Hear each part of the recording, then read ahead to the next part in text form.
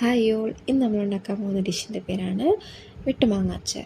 ഇതിനായി ആവശ്യമായത് 250 ഗ്രാം മാങ്ങ നന്നായിട്ട് കട്ട് ചെയ്ത് വലിയ പീസായിട്ട് എടുത്തിട്ടുള്ളത്.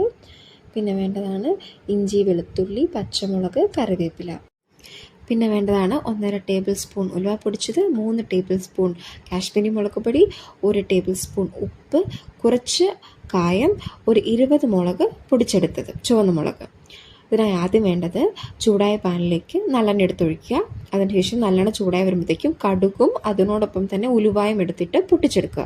ശേഷം അരിഞ്ഞു വെച്ചിരിക്കുന്ന ഇഞ്ചി, വെളുത്തുള്ളി അരിഞ്ഞത് ചേർക്കുക. അത് നന്നായിട്ട് ചൂടായി വരുമ്പോഴത്തേക്കും അതിലേക്ക് നമ്മൾ അരിഞ്ഞു വെച്ചിരിക്കുന്ന മുളക്, അതുപോലെ തന്നെ കറിവേപ്പില, ഇത് രണ്ടും ചേർത്ത് ഇടയ്ക്ക് പൊട്ടിച്ചെടുക്കുക. എത്രത്തോളം അളവ് കൂട്ടാമോ അത്രത്തോളം ടേസ്റ്റും കൂടും. ശേഷം എടുത്തു വെച്ചിരിക്കുന്ന മുളക് പൊടിച്ചത് ചേർക്കുക. തൊട്ട് പുറകെ നമ്മൾ എടുത്തു വെച്ചിരിക്കുന്ന കാശ്മീരി മുളക് പൊടി, ഉലുവ പൊടിച്ചത് അതും ചേർക്കുക. നന്നായിട്ട് മൂപ്പിച്ചെടുക്കുക.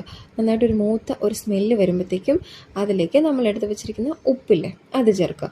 ഉപ്പും ചേർത്ത് ഇളക്കിയതിന് ശേഷം എടുത്തു വെച്ചിരിക്കുന്ന കായം, അതും ഒരു നുള്ള്, അതൊരു സ്മെല്ലിന് വേണ്ടിയിട്ടാണ്. കായം ചേർക്കുമ്പോൾ നല്ല സ്മെല്ല് വരും.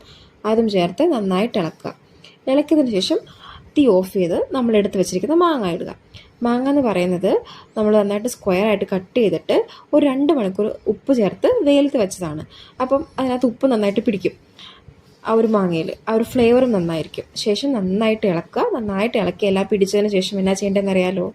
നേരെ കഴിക്കരുത്, പാത്രത്തിലോട്ട് മാറ്റുക, നല്ലെണ്ണ ഒഴിച്ച് വെക്കുക. ഒരാഴ്ച കഴിയും കഴിക്കുക. നല്ല ടേസ്റ്റ് ആയിരിക്കും. You will enjoy.